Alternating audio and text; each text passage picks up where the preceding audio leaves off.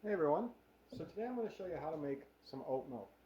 I looked at the store and looked at a lot of these and they can be pretty expensive in the store and they can have a ton of different ingredients.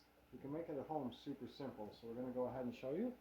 To do this, all you need is some oats, some water, some sweetener, and some flavoring, as much or little as you want, and you can use some other things too, but I'll show you what I do. So we're going to use 1.5 cups of just room temperature water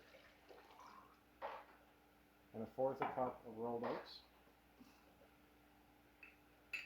And then for some sweetener, you can use honey. I've got maple syrup and agave here.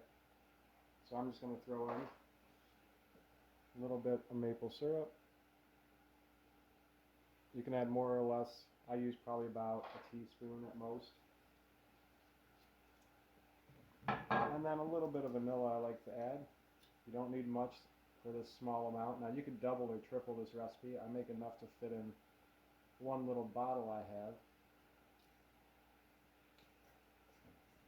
And now all we're going to do is use a blender, whatever blender you have. Mine is just a little small magic bullet and it works just fine. And we're just going to go ahead and blend this until it's nice and smooth and all blended in, about a minute or two.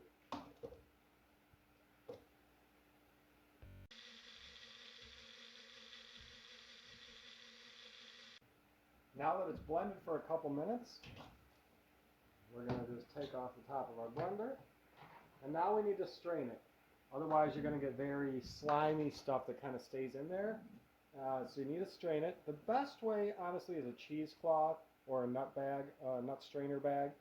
But you don't need that. That would be slightly better. You're going to get a little bit more small particles out. But you can just use any fine strainer. This is actually one I use for matcha. It's very fine. Now I'm going to want to strain this a couple times.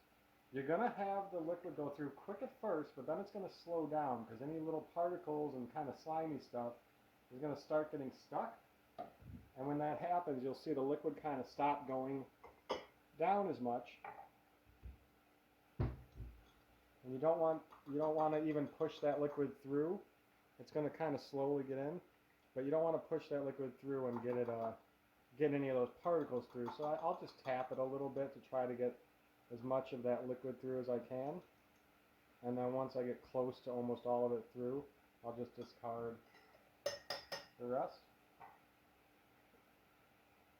And you can rinse this out between, but I knew I didn't have much left. So now as you can see, the little grainy parts, I'm going to go ahead to the sink really quick and just empty these out and rinse them out, and then I'll show you the next step.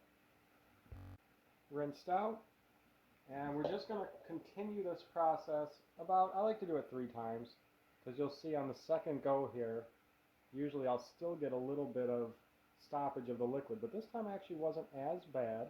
I just have a little bit there. Let me go rinse these. Just a quick rinse to get them, and then I'll do it one last time here. And this is going to get the majority of like any little, oat particles out. But there might be a little less with this method. So like I said, a strainer would be the best. I mean, a cheesecloth type straining would be the best. And now, just go ahead, pour it into some type of container you got. I like to make it for this. It fills it up just about as much as I need it to, at least last time. Got pretty close to the top, yeah. Not bad. I guess I could make maybe even 1 3/4 cups next time to fill this up. And that's it.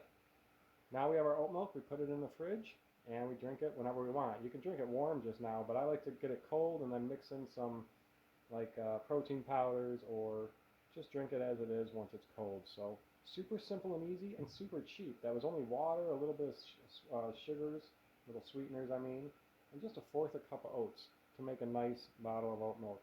Have any questions, let me know. We'll see y'all later.